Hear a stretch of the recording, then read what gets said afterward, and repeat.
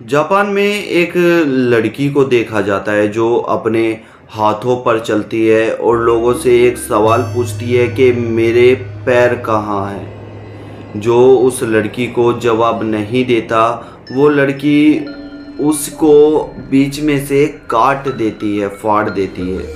और ये जापान में एक या दो किसी के साथ नहीं बल्कि काफ़ी लोगों के साथ हुआ है, जिसके बाद इस चीज़ को अर्बन लेजेंड बना दिया गया। जिस लड़की का नाम टेके टेके है, ये जब अपने हाथों पे चलती है तो इसके हाथों में से टेके टेके आवाज़ आती है और इसीलिए इसका नाम टेके टेके रख दिया गया है। ये जापान की एक बेहतरीन अर्बन लेजेंड है जिसका नाम टॉप हॉन्टेड में से एक है। दोस्तों आज जानेंगे इसी के बारे में, लेकिन उससे पहले अभी तक आपने चैनल को सब्सक्राइब नहीं किया है यार, तो चैनल को सब्सक्राइब कर लीजिए। बढ़ते हैं आगे की ओर और जानते हैं इस अर्बन लेजेंड के बारे में। आप सभी इस चैनल पर इसी तरह से बने रहे तो हमारा जल्दी ही टारगेट अचीव हो जाएगा। फिर आपको पता ही है कि एक ऐसी हॉरर जगह पर जाऊंगा जहां पे आपको सच्ची में हॉरर एक्सपीरियंस करने को मिलेगा। तो दोस्तों कहानी में आगे बढ़ने से पहले एक छोटा सा इंट्रो। नमस्कार, जय भोलेनाथ, मेरा नाम शंकर है। मैं कहानियाँ सुनाता हूँ, ऐसे किस्से कहानी आप सभी के लिए लेकर आता हूँ जो सच्ची घटना पर आधारित होते हैं। ये किस्से कहानियाँ मुझे फैमिली, फ्रेंड्स और कुछ सब्सक्राइबर्स भेजते हैं जो मैं आप सभी लोगों तक पहुँचाता हूँ। आपको ये किस्से कहानियाँ कैसे लगते हैं हमें कमेंट सेक्शन में बता सकते हैं यार, भाईचारे में इतना तो कर ही सकते हैं। साथ ही चैनल को सब्सक्राइब कर सकते हैं, ऑल के ऑप्शन को क्लिक कर सकते हैं, बेल आइकन को प्रेस कर सकते हैं ताकि कोई भी अपडेट वीडियो आपसे मिस ना हो पाए। बड़ी ही मेहनत से बटन लगवा रखे हैं यार, फटाफट से बटन को दबा दीजिए क्योंकि यूट्यूब भी तो देखे कि हाँ भाई जब मेहनत करी है बंदे ने, बटन लगवाएं तो कोई तो इन्हें दबा रहा है। तो चलिए बढ़ते हैं कहानी की ओर और जानते हैं टेके टेके के बारे में।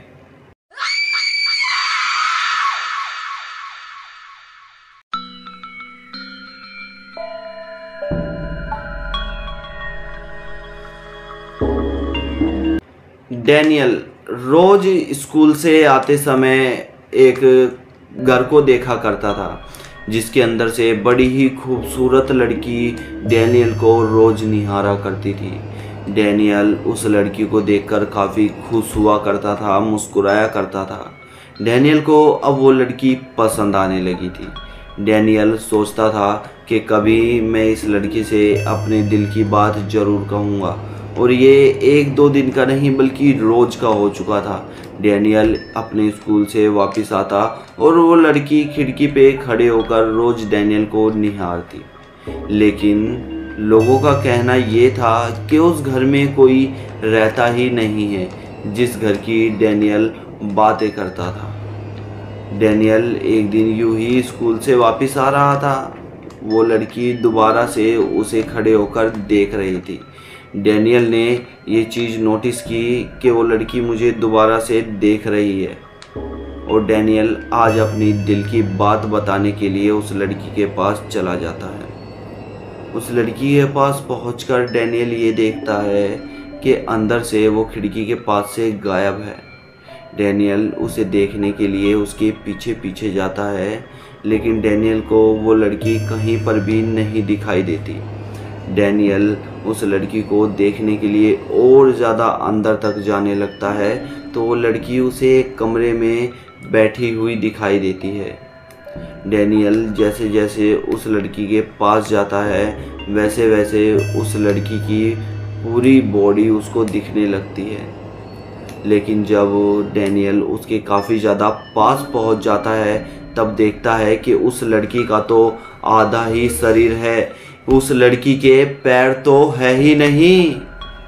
डैनियल इस बात को देखकर बहुत ज़्यादा घबरा जाता है और वहाँ से भागना भी भूल जाता है, क्योंकि जब वो लड़की खिड़की पर खड़ी रहती थी तब डैनियल ने उस लड़की का सिर्फ चेहरा ही देखा था। डैनियल को ये जरा सा भी नहीं पता था कि उसके साथ ऐसा भी हो सकता है। टेके टेके डैनियल के पास आती है और डैनियल से पूछती है कि मेरे पैर कहाँ हैं। डैनियल घबराते हुए जवाब देता है कि मुझे क्या पता तुम्हारे पैर कहाँ है।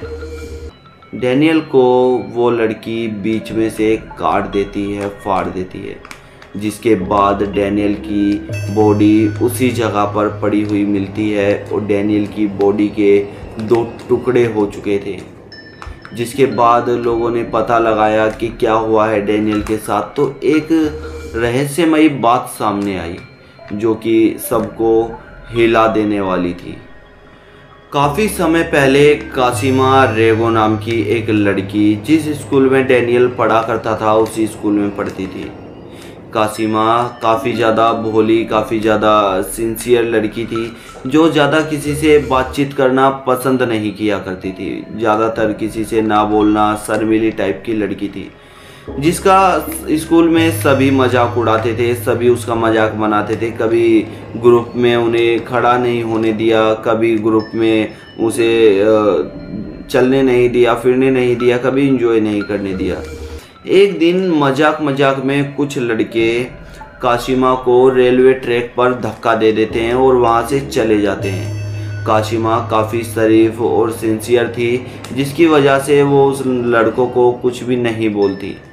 जब काशिमा ट्रैक से उठती है तो देखती है कि उसका पैर पटरियों के बीच फंस चुका है। अपना पैर निकालने की कोशिश करती है, आसपास चिल्लाती है, बुलाती है, लेकिन उसकी मदद के लिए वहाँ पर उस समय कोई नहीं था और वो लड़के भी वहाँ से जा चुके थे। कासिमा देखती है कि सामने से ट्रेन काफ़ी रफ्तार से आ रही है। देखते ही देखते कासिमा के वो ट्रेन 2 टुकड़े कर देती है। कासिमा की बॉडी वहीं पड़ी मिलती है, जिसके बाद काशिमा को पूरी तरह से श्रद्धांजलि दी जाती है। घर वाले आते हैं, लेकिन उसके बाद लोगों ने काशिमा को काफ़ी जगह देखा। काशिमा की आधी बॉडी लोगों से ये सवाल अक्सर पूछती रहती थी कि मेरे पैर कहाँ है। अगर लोग इस चीज़ का गलत जवाब देते थे, कुछ गलत बोलते थे, तो काशिमा उनके साथ यही असर करती थी जो उसके साथ हुआ था। वो उन लोगों को बीच में से काट देती थी, फाड़ देती थी। और काशिमा ने ये किसी एक के साथ नहीं बल्कि जापान में रहने वाले कई लोगों के साथ ये काम किया। कई लोग काशिमा की इस चपेट में आ चुके थे। काशिमा को ये लगता था कि जिन लोगों ने उनके साथ ये किया है वो किसी और के साथ भी ऐसा कर सकते हैं, लेकिन काशिमा ने किसी औरत या आदमी में भेदभाव बिना किए हुए सबको इक्वल सज़ा दी। जो भी किसी शरीफ को परेशान करता था काशिमा उसे ज़रूर सज़ा देती थी। काशिमा के इस हादसे के बाद से स्कूल और ज़्यादा सख्ताई में हो गए थे और ज़्यादा स्ट्रिक्ट हो गए थे, जिसके बाद किसी और बच्चे की बुली होना जापान में बंद हो गया था। चाहे वो कितना भी सिंसियर हो, कितना भी खड़ूस हो, बदमाश हो, सबकी बुली होना बंद हो चुकी थी। लेकिन काशिमा तो अब एक अर्बन लेजेंड की लिस्ट में आ चुकी थी। ये कहानी काफ़ी पुरानी है, काफ़ी सालों पहले की है, जिसके बाद काशिमा को आज भी सुनसान गलियों में देखा जा सकता है। जापान की सुनसान गलियों में आज भी लोग अकेले जाने से डरते हैं, सोचते हैं कि कहीं हमें काशिमा सवाल ना पूछ ले। आज की वीडियो का एक्सपीरियंस इतना ही। आपको कैसी लगी वीडियो आप लाइक करके कमेंट करके बता सकते हैं। साथ ही आप चैनल को सब्सक्राइब जरूर कर देना ताकि कोई भी अपडेट वीडियो आपसे मिस ना हो पाए। दोस्तों, आपको अगर ये वीडियोस अच्छी लगती हैं और आपके पास कोई कहानी है तो आप हमें भेज सकते हैं। हम अपनी आवाज़ में उसे ज़रूर नरेट करेंगे, आप लोगों तक ज़रूर पहुँचाएँगे। आज की वीडियो में इतना ही। नमस्कार, जय भोलेनाथ। मेरा नाम शंकर है। मिलते हैं नेक्स्ट वीडियो में।